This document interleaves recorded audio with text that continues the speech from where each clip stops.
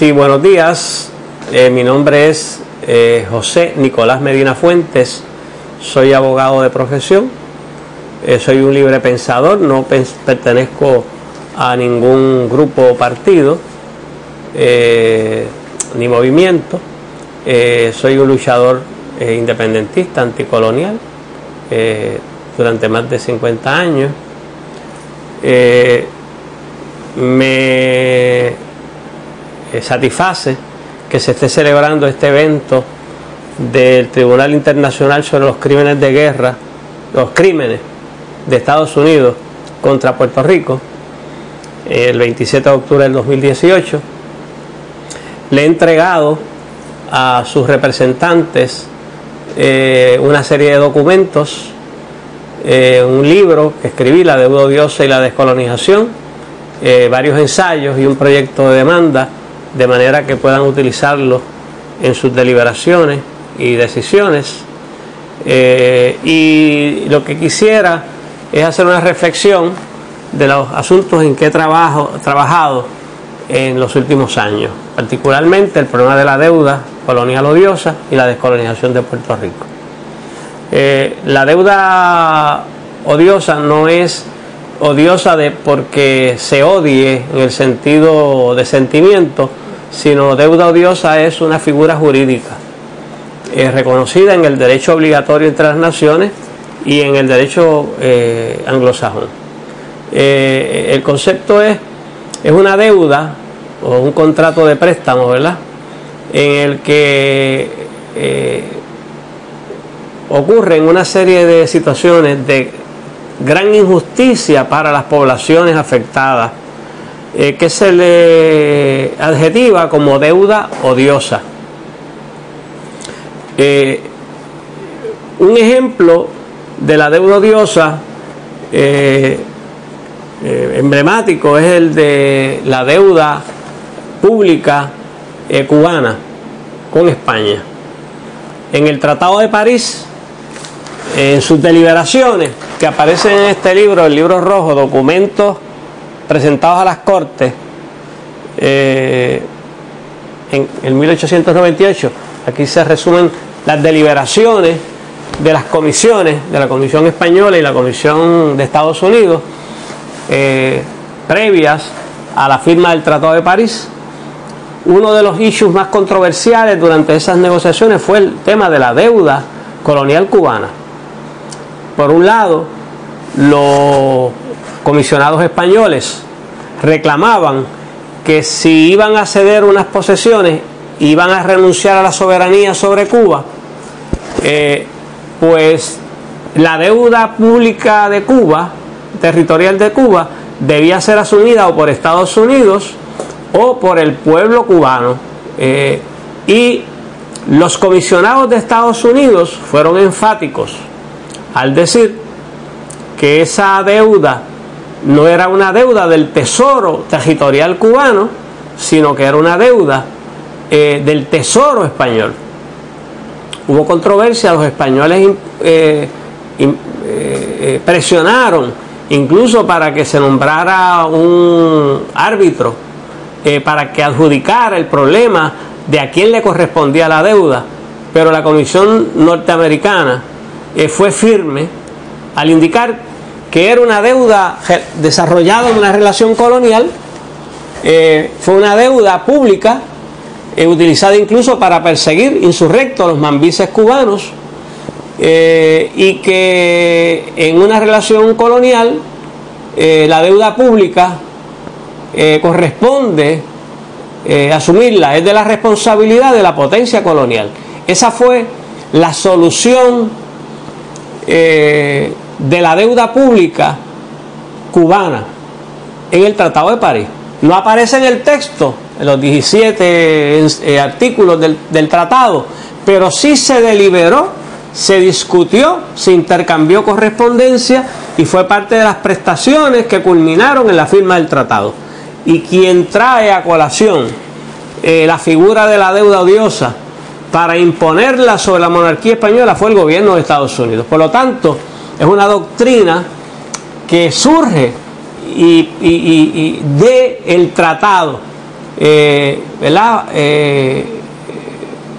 Contradictoriamente, en esta época en que vivimos, el Tratado de París, o sea, es muy vigente, porque cuando está ocurriendo un proceso de ruptura, un divorcio o un rompimiento entre dos socios en un contrato, o una disputa entre dos naciones y un tratado, hay que ir al documento originario. Y realmente Puerto Rico vive unos momentos definitorios, una crisis muy grande, y es muy apropiado ir al documento originario donde emerge la relación colonial de Puerto Rico. Obviamente es el Tratado de París, pero el Tratado de París fue un tratado impuesto realmente por la fuerza de las armas. Incluso el hundimiento del Maine, que se indica que fue provocado por la explosión que surge de adentro hacia afuera, fue una justificación para desarrollar toda la campaña mediática para provocar la guerra contra España y quitarle sus posesiones de ultramar, las que le quedaban. Y ahí es que está el origen de la guerra hispanoamericana, que en poco tiempo Estados Unidos derrota a España, firma un protocolo en agosto y luego la obliga incluso a seguir cediendo cuestiones como la compra de las Filipinas por $20 millones, la renuncia de la soberanía sobre Cuba, y la cesión como botín de guerra a Puerto Rico. Pero que a Puerto Rico no se le consultó a la nación puertorriqueña, que ya tenía soberanía, porque en el 1897 ya la corona española le había conferido la Carta Autonómica, y tenía ya poderes de soberanía de distintas, en distintos espacios, hasta podía firmar tratados, y la nación puertorriqueña ya había elegido un parlamento, y todo eso fue derogado por órdenes militares, y la nación puertorriqueña no fue consultada. Por eso Albizu Campos decía que el Tratado de París era nulo, radicalmente nulo en cuanto a la nacionalidad puertorriqueña, porque ese tratado fue un tratado de una guerra entre dos potencias, y Puerto Rico fue cedido como conquista, botín de guerra, cedido como botín de guerra, el derecho de conquista. De ahí deriva la dominación de Estados Unidos sobre Puerto Rico y sus habitantes. Prácticamente fuimos cedidos como esclavos, porque son los esclavos y la esclavitud donde se cedían la gente como si fueran objetos. Luego viene un gobierno militar de 2 años, viene la ley Foraker en el 1900, viene la ley Jones en el 1917, que es donde se le impone la ciudadanía norteamericana a los puertorriqueños sin su consentimiento, por naturalización, y luego en el 40 por nacimiento, pero son cartas orgánicas impuestas por la metrópoli, y lo mismo la ley 600, que es la que crea el llamado ELA, son cartas orgánicas también impuestas. Los puertorriqueños no votan para los cargos federales, y luego tenemos ya la otra ley orgánica, que es la ley promesa del 2016, también impuesta, que no es otra cosa que una enmienda provisional a la ley 600, que tiene alegadamente un periodo de terminación. Es cuando se tengan 4 presupuestos balanceados y el ELA pueda acudir al mercado de préstamos, pues desaparece promesa y vuelven los casos insulares, vuelve la ley 600 y el ELA a operar. Así que realmente la ley promesa no es otra cosa que una sindicatura en beneficio de los acreedores, para restablecer el régimen y el sistema colonial bajo el ELA y la ley 600 en Puerto Rico. Así que en esa dominación de Estados Unidos sobre Puerto Rico, Estados Unidos ha fomentado el endeudamiento en esa relación, ya fuera con los bonos triplemente exentos que autorizó en la ley Jones del 1917, es la única jurisdicción cuyos bonos no pagan tributos federales, ni estatales, ni municipales. Es el único territorio. Así que a los acreedores eso le levanta los ojos de la codicia para comprarlo y para que el territorio se endeude.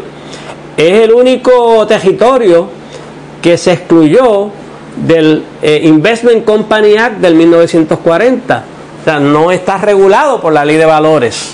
Es decir, si esa ley hubiera cubierto el territorio de Puerto Rico, pues la Comisión de Valores hubiera tenido la autoridad para rechazar o aprobar las emisiones de bono y proteger a los que invertían en esas emisiones.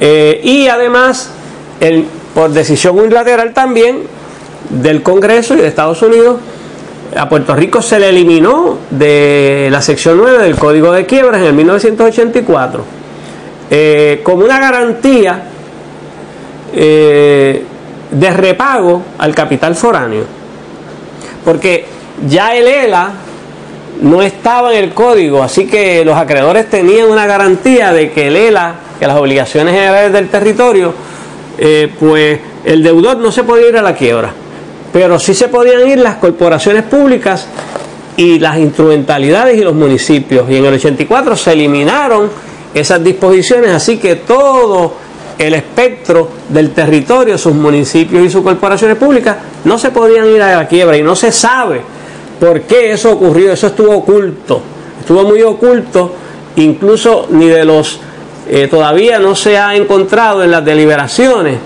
del Congreso por qué ocurrió eso. Yo especulo, ¿verdad?, pero con toda lógica, de que eso fue una movida del mismo capital foráneo que empieza a invertir en el 76 bajo las compañías 936, eso habría que investigarlo, que todas esas ganancias que expatria, exentas de contribuciones, las pueda volver a reinvertir vía sus sucursales de inversión en bonos triplemente exentos también de Puerto Rico, con la garantía de que el deudor no se va a poder ir a la quiebra. Así que, a la par con que Estados Unidos promovió el endeudamiento del territorio con la garantía de su entera fe y crédito, porque es importante que se sepa y se vea que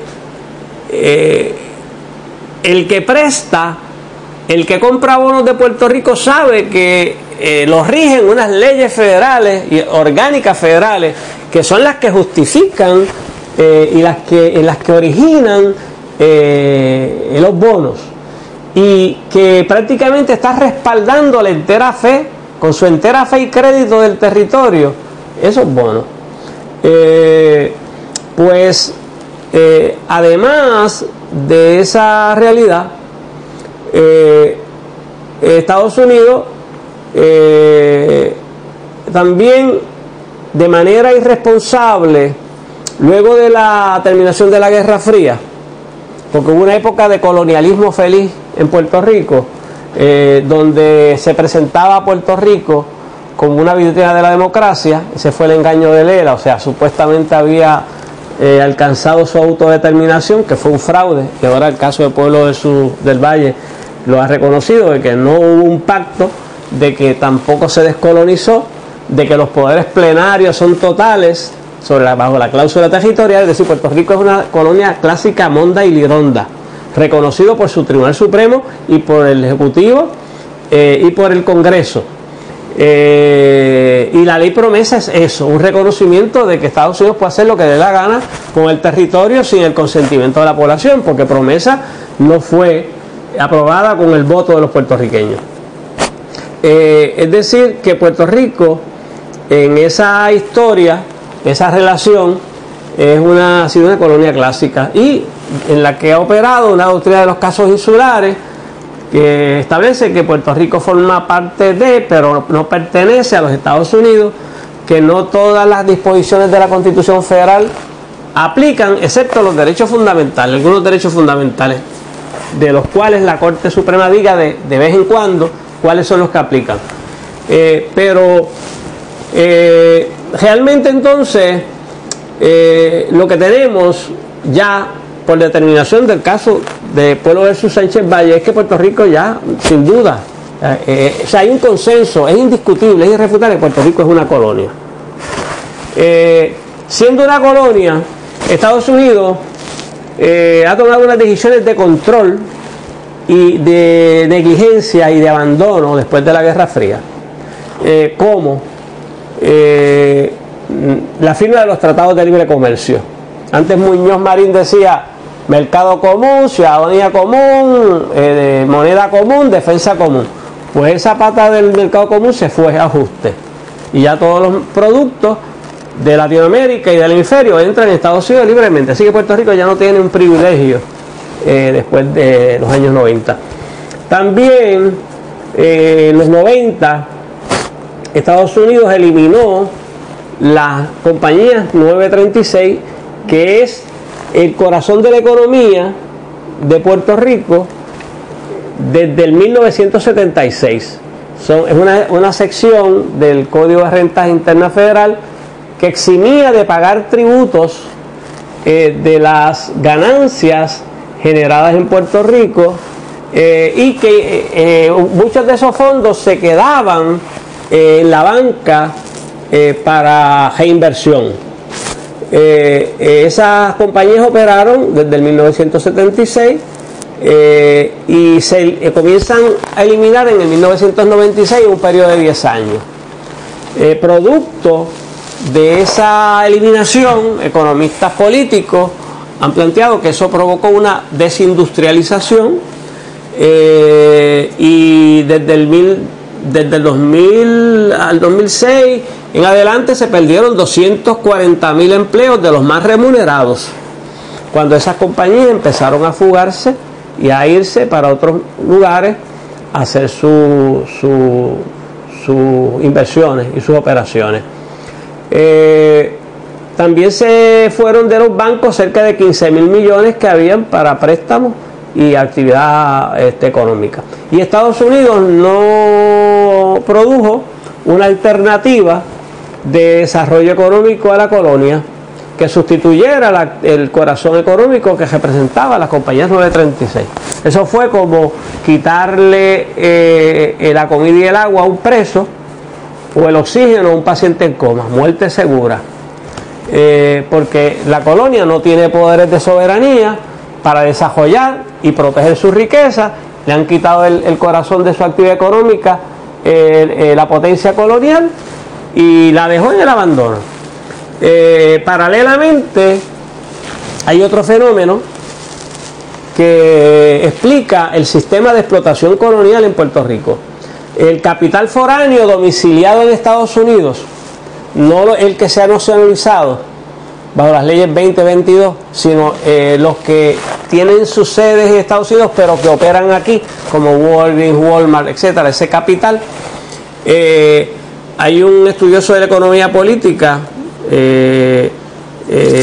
Víctor Sánchez Cardona, que tiene un doctorado, el único doctor con un doctorado del Estado de Francia, estudioso de sistemas, se ha dedicado a hacer unos estudios del sistema económico y a base de los datos de la Junta de Planificación encontró que el Producto Interno Bruto de Puerto Rico en el 2014 fue de 104 billones de dólares, de los cuales 36.000 millones se fugan en ganancias netas del capital foráneo hacia Estados Unidos, sin pagar un solo tributo en Puerto Rico. Sin embargo, ese capital foráneo le paga 12.000 millones de dólares al Tesoro Federal de tributo. Eso es un fraude a los activos del territorio, porque es donde se genera el evento tributario. Y prácticamente Puerto Rico entonces lo que está haciendo es subsidiando a otros estados y al gobierno federal en ese renglón nada más. Eso quiebra a cualquier país. Así que hay unos eventos en la historia de la economía y del sistema como ha operado en Puerto Rico que explican cómo es que entonces se ha ido generando y se ha ido creciendo esa deuda hasta convertirse en una cifra astronómica. Si uno mira la gráfica de Endy.com del Nuevo Día de la deuda, uno verá que la deuda en los 60 prácticamente Producto Interno Bruto y Producto Nacional Bruto estaban iguales. La deuda empieza a subir un poco a partir de los 70, pero muy poco, casi horizontal, y hasta los 90. En el 2000 ya la deuda estaba en 24 billones, era manejable, pero del 2000 al 2014 la deuda crece un 195% e incrementa 48 billones de dólares en un periodo de 14 años. 48 más 24 que estaban en el 2000 son los 72 billones, que es lo que tenemos hoy de deuda pública del gobierno central y las corporaciones públicas. Y en el 2014 ahí era donde estaba la deuda. Mientras tanto, cuando ocurre este periodo este proceso de abandono, de caída y de fuga de las compañías 936, hay una ausencia de recaudos, y entonces los gobiernos comienzan a emitir bonos para pagar deuda existente, para renegociar y para pagar gastos recurrentes y ciertas mejoras de capital. Pero es forzado por la dinámica del sistema colonial. Y Estados Unidos está plenamente consciente, porque todo eso se le notifica a la Comisión de Valores Municipales. Están notificados del estado de liquidez anualmente. Así que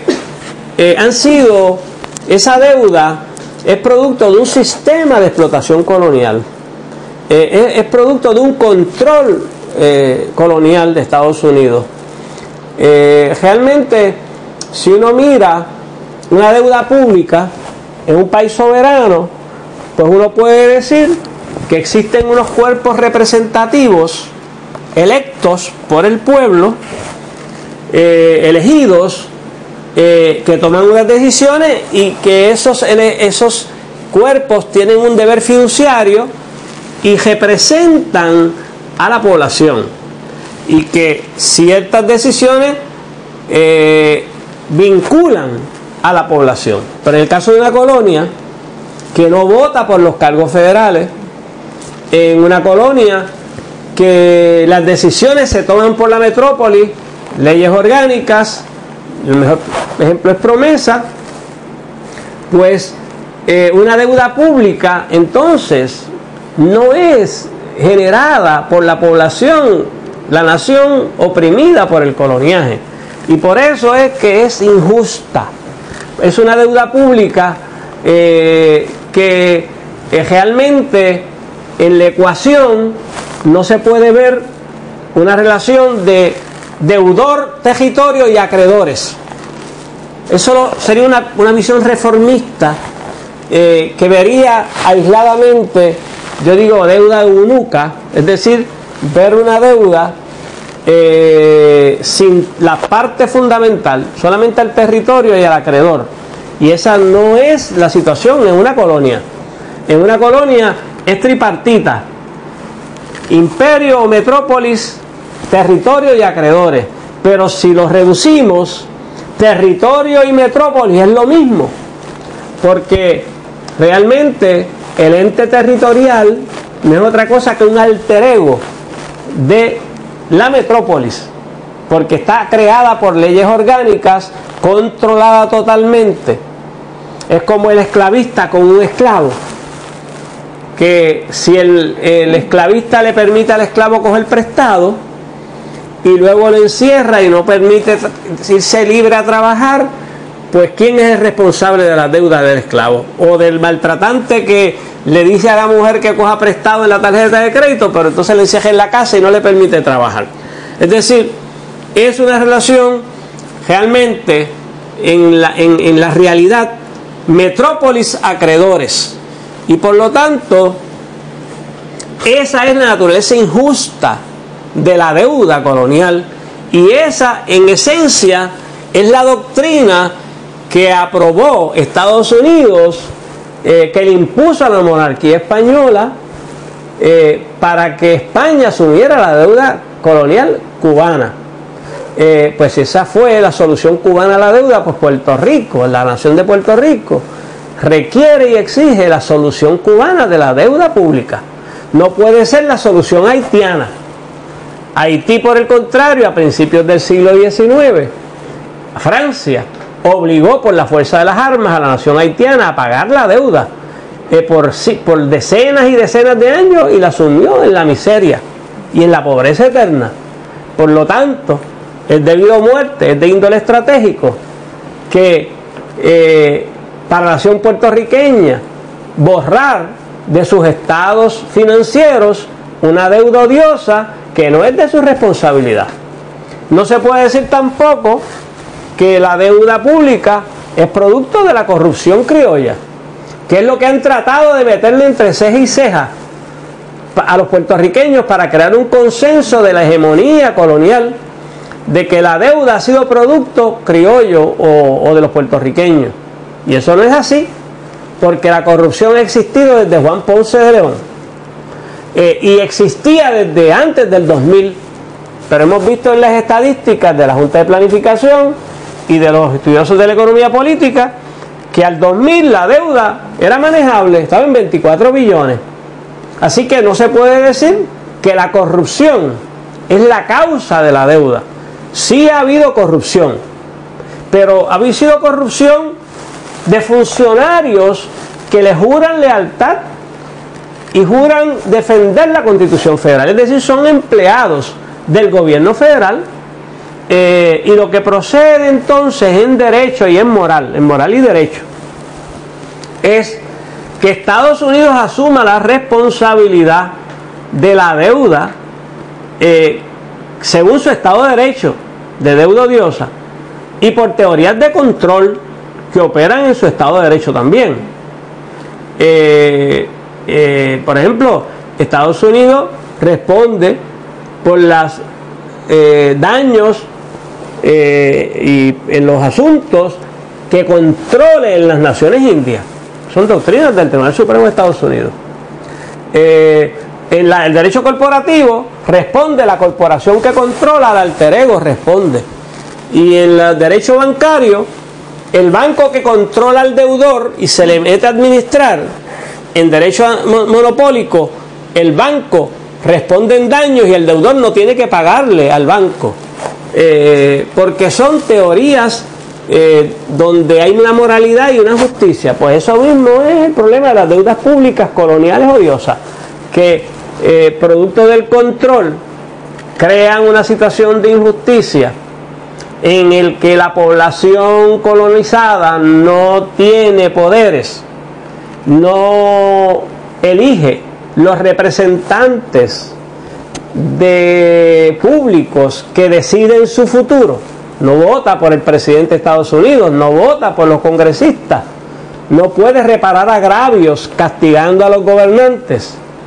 Así que realmente es responsabilidad esa deuda de la potencia colonial, y lo que Estados Unidos tiene que hacer es sacar un fondo y expropiarla los fondos buitres por el valor en que compraron, porque no puede permitirse que un buitre que compra un bono en el mercado desvalorizado a $1 pretenda cobrar $100.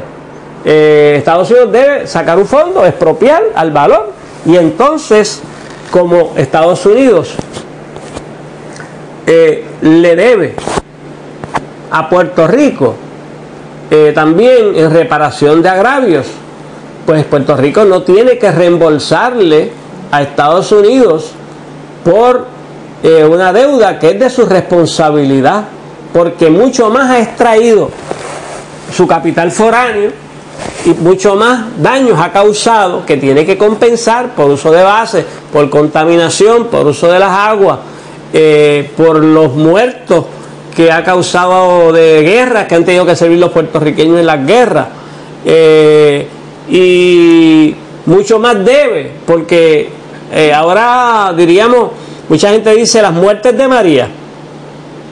Decía el gobernador que eran 16 y Donald Trump, y después eran 64, pero después Harvard dijo que eran 4,000, y ahora la Universidad de Washington, que contrató el gobierno, dice que son 2,975, pero no fue María, porque Puerto Rico se ha enfrentado a otros huracanes. Puerto Rico se enfrentó a Hugo, que fue de categoría 4 o 5 en el 89, y se enfrentó a George, y no hubo tantas muertes, no hubo casi muertes. Pero ¿por qué se recuperó Puerto Rico tan rápido de esos huracanes? ¿Por qué no hubo muertes? Bueno, porque en el 89 y en el 98 habían 5,000 trabajadores del sindicato de luthier. Pero cuando la deuda se hace impagable, producto del control colonial y de esos actos que he descrito, contratan a la Donahue, porque ahora son unos tecnócratas norteamericanos y extranjeros los que vienen a gobernar a Puerto Rico, para que los gobernantes se puedan zapatear y decir: eso yo no fui, fue la Junta y fueron aquellos, para que no tengan que responder electoralmente, porque son funcionarios impuestos, no son electos.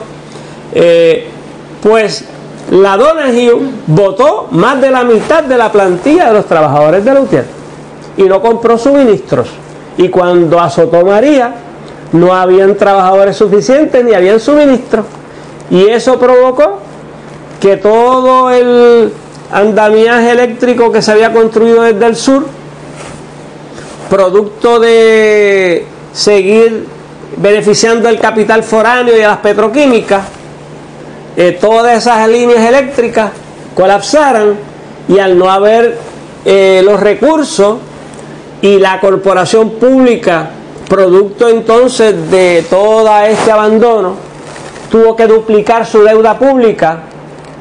En 8 años se duplicó de 4,000 millones a 9,000 millones prácticamente la Autoridad de Energía Eléctrica.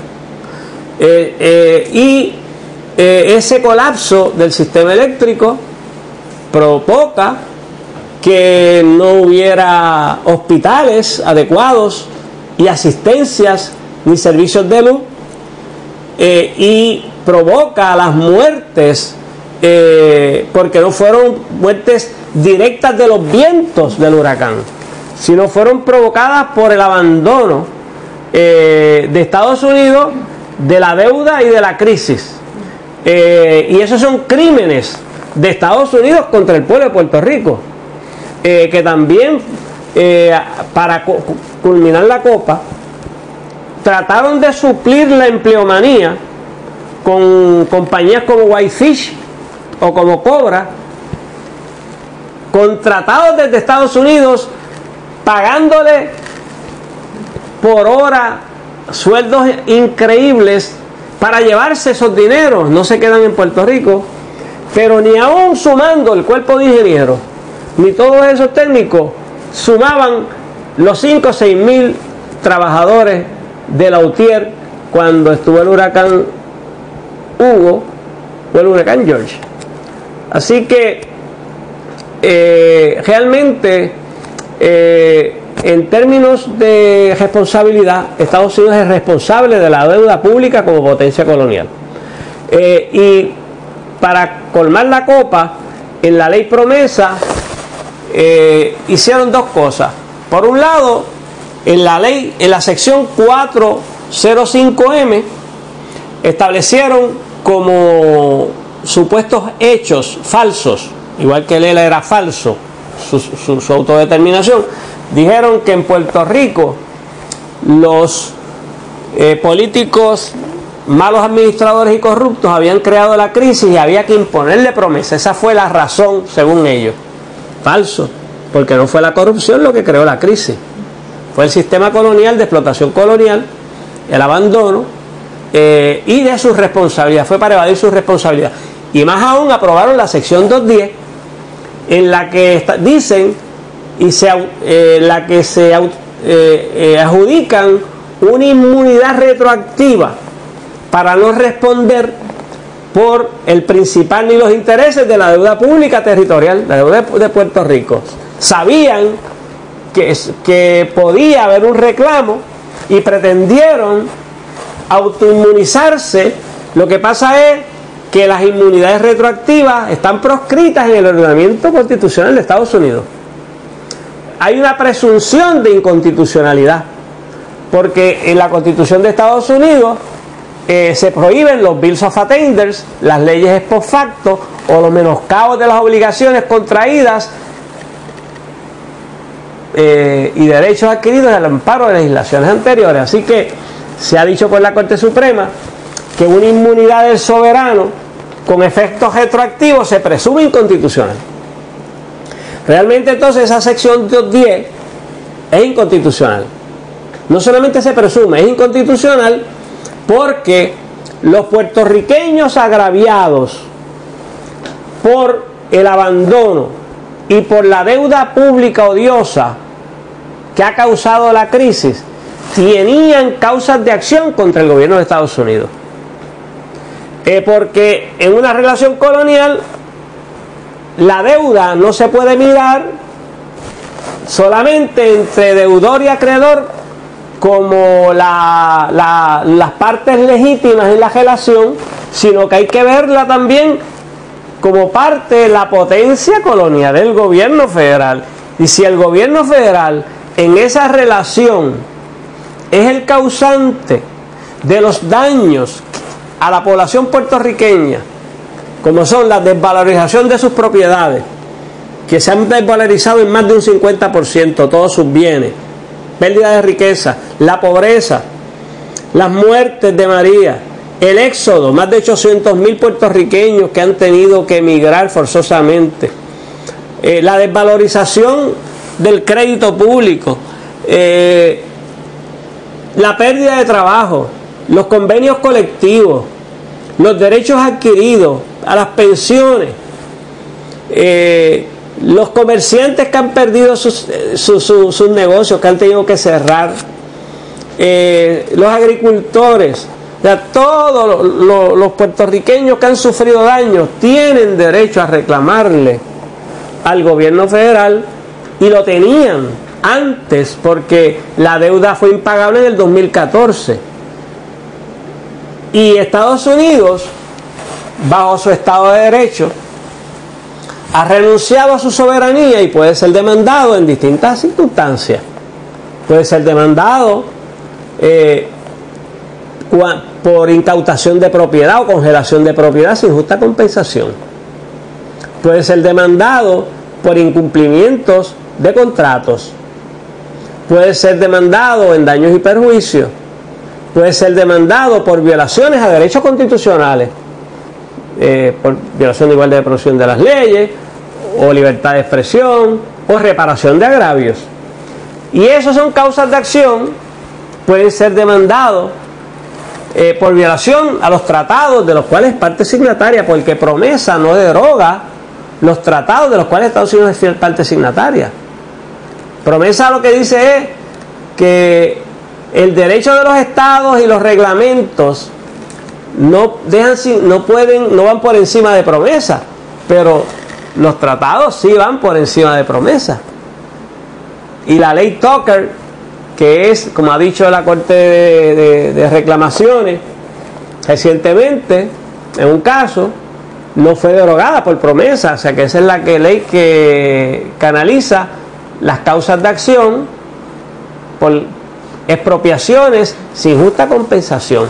¿Y qué no es ¿qué no es si no es justa expropiación o toma de la propiedad? Toda esta congelación, toda esta pérdida de riquezas por un control omnímodo colonial establecido por un imperio sobre una nación, eso es una toma de la propiedad de los puertorriqueños sin justa compensación. Así que los puertorriqueños tenían unas causas de acción previo a la ley promesa que no pueden menoscabarse con una inmunidad retroactiva, y por eso esa inmunidad es inconstitucional. Y aún más, la cláusula de reparación de agravios de la Constitución Federal. El pueblo tiene derecho a reclamar reparación de agravios al gobierno, pero esa cláusula se origina en la época inglesa, cuando los siervos les reclamaban en las cortes de equidad a la monarquía, al rey, y el rey pagaba las reclamaciones. Y cuando llegó ese derecho a Estados Unidos, los esclavos, las mujeres, los analfabetos que no tenían derecho al voto, tenían un derecho de reparación fuerte y vigoroso, y podían reclamarle al Congreso, a los estados, a las legislaturas, todos esos sectores que no tenían derecho al voto. Cuando viene el derecho universal, se abole la esclavitud y le dan el derecho a las mujeres, y viene el derecho universal, la Corte Suprema dice, ya el pueblo de Estados Unidos, los ciudadanos norteamericanos, tienen un derecho de reparación vía el voto. Ya el derecho de reparación no es necesario como era antiguamente, y es una rabiza del derecho a la libertad de expresión. Lo que ocurre es que los puertorriqueños, ciudadanos norteamericanos en Puerto Rico, que residen en la isla, no tienen derecho al voto, ni para el presidente, ni para los congresistas. Es decir, no existe el derecho al sufragio universal, por lo tanto tienen derecho a un derecho de reparación fuerte y vigoroso como lo tenían los esclavos, las mujeres y los analfabetos previo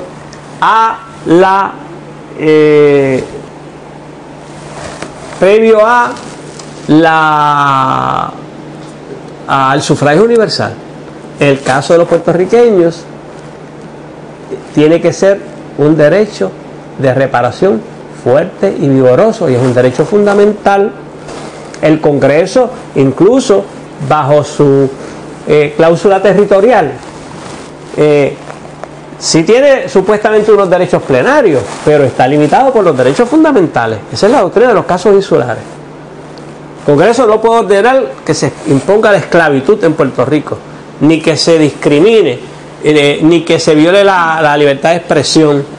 Por lo tanto, tampoco puede menoscabar el derecho a la reparación de agravios fuerte y vigoroso que tienen los puertorriqueños. Así que esa sección 210 es inconstitucional, y hace poco nosotros preparamos un proyecto de demanda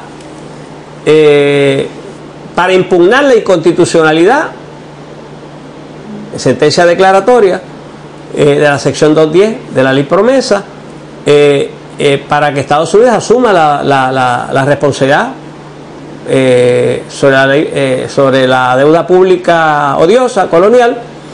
Y un grupo de abogados ya acogió esa teoría y está litigándolo en las cortes del título 3, bajo el juez federal Swain.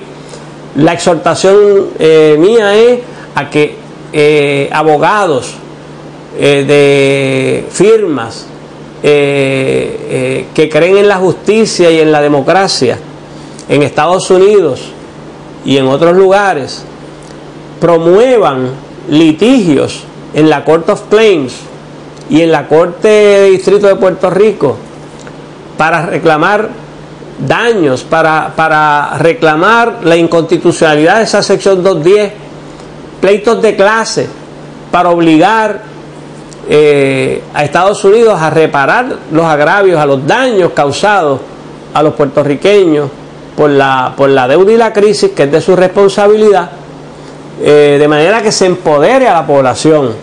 O sea, utilizar las cortes como un mecanismo de presión y de negociación vía secundaria, pero estamos claros que en la lucha del pueblo de Puerto Rico por salvarse y por que Estados Unidos asuma la responsabilidad que le corresponde en derecho, va a ser de naturaleza política, que el pueblo de Puerto Rico, de la isla y de la diáspora, porque es una nación de 8,5 millones de almas, unos que se piensan boricuas en español y otros que se piensan boricuas en inglés, pero somos todos boricuas. Esa nación tiene que crear su órgano máximo, que es la Asamblea de Delegados del Pueblo, que pueda enfrentarse a la potencia colonial, que pueda descolonizar a Puerto Rico por etapas, en un proceso donde todas las tendencias puedan participar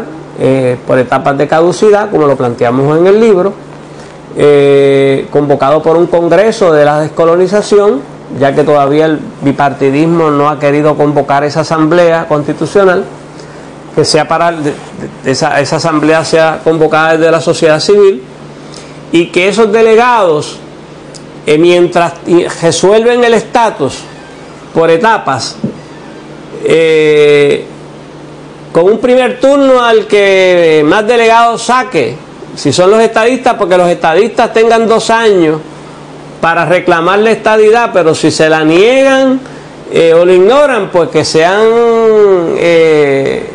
dignos, como era Barbosa y Martínez Nadal, y entonces pues que pase al segundo turno y reclamen el Tratado del Protectorado de Libre Asociación, y si se ignora o se rechaza, pues entonces nos reunamos todos los delegados a declarar la independencia nacional en un Estado soberano, democrático, solidario, que puede ser y debe ser un Estado que desarrolle relaciones amistosas y de comercio con el pueblo de Estados Unidos y con otros pueblos del mundo.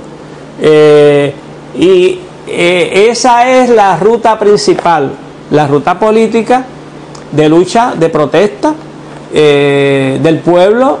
Ahora le están quitando las pensiones de los profesores universitarios, la están eliminando el fideicomiso, están ya derogando los convenios colectivos. O sea que estamos en una etapa donde se están eliminando los derechos adquiridos del pueblo, servicios esenciales, para pagar a los acreedores, para pagar a intereses egoístas, pero sobre todo en una generación colonial donde la responsabilidad es de la potencia, porque es una deuda odiosa y no la quieren reconocer. Y entonces hay que levantar la voz, hay que hacer un consenso para que se reconozca que la responsabilidad de la deuda es del gobierno de Estados Unidos, y que si Estados Unidos, una vez pague, ve que ha habido empleados suyos del territorio corruptos, porque todos los empleados territorios son empleados del gobierno federal, del territorio colonial, pues entonces que los meta presos y que les embargue sus casas a los que han sido culpables de corrupción. Pero la responsabilidad primaria debe ser de la potencia colonial de asumir su responsabilidad que le corresponde sobre la deuda odiosa puertorriqueña.